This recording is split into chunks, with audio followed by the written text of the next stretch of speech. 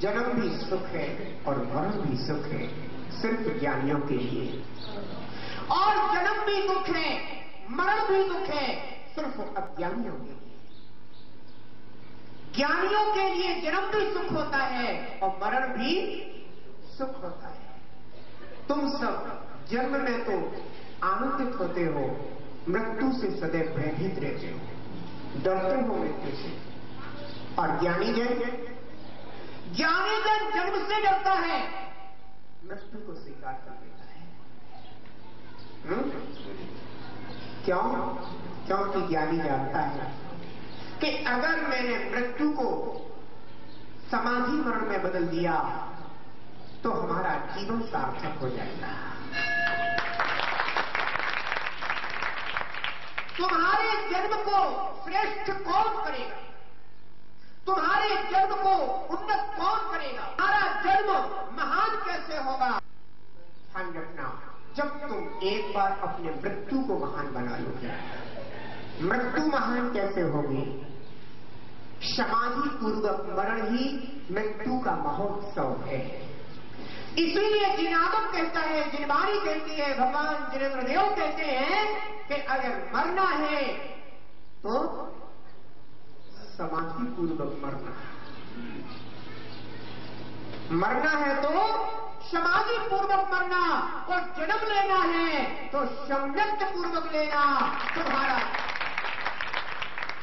तुम्हारा जन्म भी सार्थक हो जाएगा और मृत्यु भी सार्थक हो जाएगी। जन्म लेना है तो सम्यक पूर्वक जन्म लेना। कैसे मिलेगा सम्यक पूर्वक जन्म? पता है? सम्यक पूर्वक जन्म उसी को मिलता है जो समाधि पूर्वक मरता है।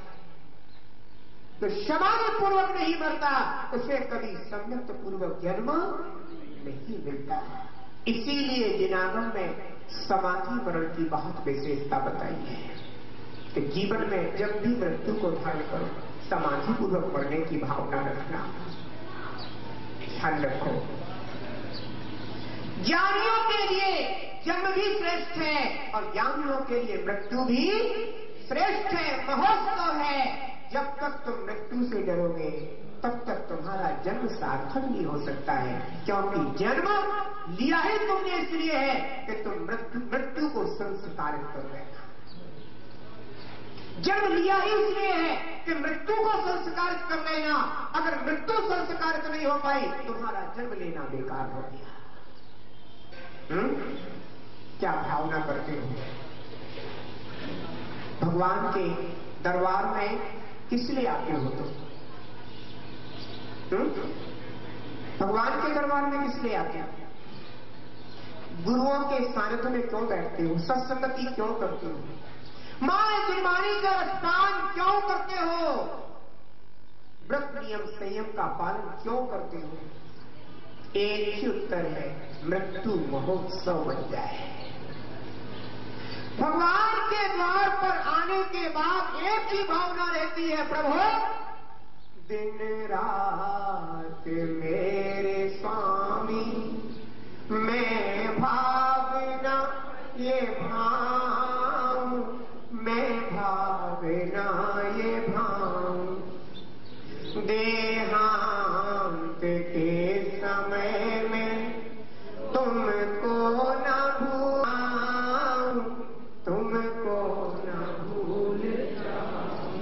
एक भक्त की, एक पवित्र आत्मा की ये भावना है कि हे भगवत, मैं एक परिवार में रहता हूं, परिवार में मेरे अनेकों सदस्य हैं, उनकी मैं व्यवस्था करता हूं, उनका पालन पोषण करता हूं, फिर भी हे भगवान आपके द्वार पर मैं बमुश्किल घंटे 2 घंटे आ पाता हूं। लेकिन मेरी चाहत यह है कि मैं जिस परिवार के बीच में रहता हूं, मृत्यु के समय मुझे वो एक भी ध्यान में ना आए। मृत्यु के समय अगर कोई ध्यान में आए तो सिर्फ आप ही। मृत्यु के समय में मैं जिस परिवार के बीच में रहता हूं मैं उनको भूल जाऊं, और अगर याद रहे तो एकमात्र हे देव आपका स्वरूप याद रहे। ध्यान रखना, जिसे भगवान वीरेंद्र का स्वरूप याद है वही जीव ज्ञानी, और जिसे भगवान वीरेंद्र का स्वरूप पता नहीं उस अज्ञानी को अपने आत्मा का भी कोई बोध नहीं। क्यों?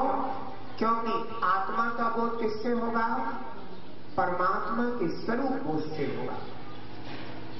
अगर परमात्मा का स्वरूप बोध है तो अपनी आत्मा का स्वरूप जाना जा सकता है, और यदि परमात्मा के स्वरूप का ज्ञान नहीं है तो कभी भी तुम अपने आत्मा के स्वरूप को जान ही नहीं सकते। इसलिए अंत समय में आपको विस्मृत ना कर दूं, वो विस्मृत ना कर दूं, इसका अर्थ यह है कि आपके चैतन्य में जो गुण है मैं उन गुणों का स्मरण करता हूं। ध्यान रखना, जिन आगम में व्यक्ति की पूजा नहीं है, व्यक्तित्व की पूजा है। जिन शासन में व्यक्ति की आराधना नहीं है, उसके व्यक्तित्व में जो गुण